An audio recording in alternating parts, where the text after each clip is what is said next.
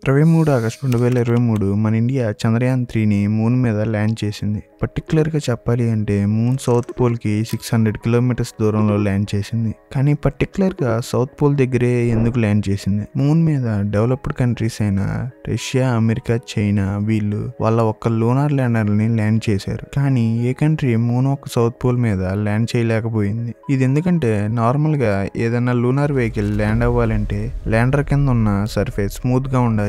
అప్పుడే lander safe గా land అయ్యే ఛాన్స్ ఉంటుంది. మనం ఈ ఇమేజ్ లో చూసుకుంటే మాక్సిమం క్రేటర్స్ అన్ని సౌత్ పోల్ లో మరియు నార్త్ పోల్ లో ఉన్నాయి. ఈ రెండు ఏరియాస్ లో ఆస్ట్రాయిడ్స్ ఎక్కువగా పడటం వల్ల ఈ క్రేటర్స్ అనేవి ఫామ్ అవుతాయి. ఈ క్రేటర్స్ అంటే పెద్ద పెద్ద గుంటలు ఆస్ట్రాయిడ్స్ పడిన ఇంపాక్ట్ వల్ల క్రియేట్ అవుతాయి. ఈ రెండు ఏరియాలో లూనార్ ల్యాండర్ ని ల్యాండ్ చేయటం అంత ఈజీ కాదు. అందుకే ఈ డెవలప్డ్ కంట్రీస్ లూనార్ ల్యాండర్ ని మూన్ యొక్క మధ్యలో ల్యాండ్ చేసుకుంటాయి. దానివల్ల ల్యాండర్ స్మూత్ గా ల్యాండ్ అవుతుంది. కానీ ఇస్రో ఎందుకు ఈజీ పాత్ ని చూస్ చేసుకోకుండా ఎందుకని మూన్ ఒక్క సౌత్ పోల్ దగ్గరే ల్యాండ్ చేయాలనుకుందంటే అందుకు మనం 2008కి వెళ్ళాలి. 2008లో ఇస్రో చంద్రయాన్-1ని మూన్ ని అబ్జర్వ్ చేయటానికి పంపించింది. ఇందులో మొత్తం 11 సైంటిఫిక్ ఇన్స్ట్రుమెంట్స్ ఉన్నాయి. ఈ 11 సైంటిఫిక్ ఇన్స్ట్రుమెంట్స్ మూన్ యొక్క రకరకాల డేటాని రికార్డ్ చేస్తాయి.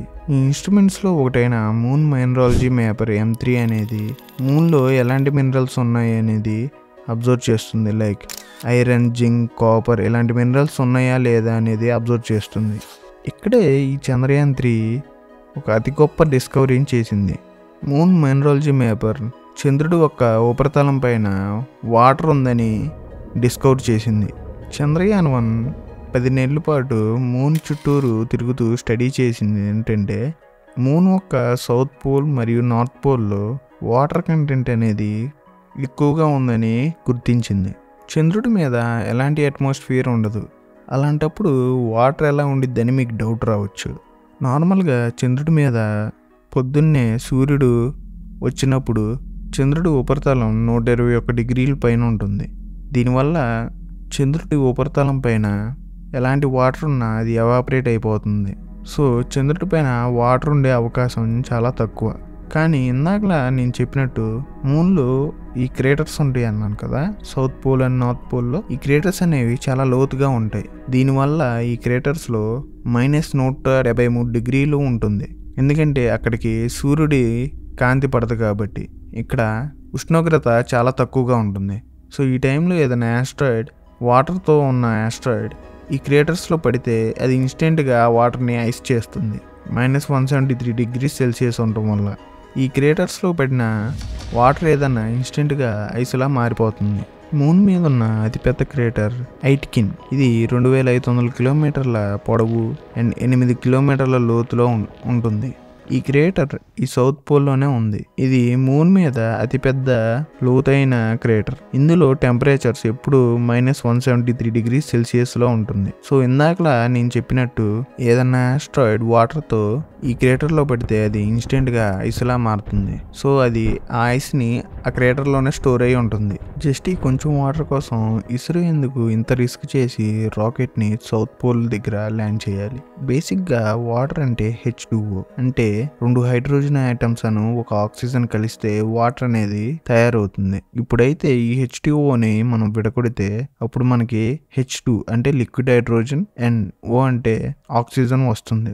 రాకెట్స్ని స్పేస్లోకి పంపడానికి వాడే fuel liquid hydrogen and oxygen మనం అందరం స్పేస్లో బతకటానికి ఉపయోగించవచ్చు. చంద్రుడి మీద కంటే భూమి మీద కావాల్సినంత ఆక్సిజన్ వాటర్ ఉండగా ఇస్రో ఎందుకు అంత కష్టపడి మూన్లో ఉన్న వాటర్ని ఎక్స్ట్రాక్ట్ చేయాలని అనుకుంటుంది? ఈ వాటర్ నుంచి ముందు చెప్పినట్టు లిక్విడ్ హైడ్రోజన్ అంటే రాకెట్ ఫ్యూయల్ని ఎక్స్ట్రాక్ట్ చేయొచ్చు. ఈ ఫ్యూయల్ మండాలంటే దీనికి ఆక్సిజన్ కావాలి. ఎందుకంటే స్పేస్లో ఎలాంటి అట్మాస్ఫియర్ ఉండదు కాబట్టి. ఇదే ఆక్సిజన్ ఆస్ట్రోనాట్స్ ఆక్సిజన్ సప్లైకి కూడా యూజ్ చేయొచ్చు అండ్ అదే వాటర్ని తాగటానికి యూజ్ చేయొచ్చు. మూన్ మీద టెంపరేచర్స్ 121 డిగ్రీస్ నుంచి -130 డిగ్రీస్ సెల్సియస్ దాకా ఉంటాయి. మూన్లో ఉన్న మిషన్స్ ఓవర్ హీట్ అయ్యి పాడైపోకుండా ఈ వాటర్ని యూజ్ చేసి కూల్ చేయొచ్చు.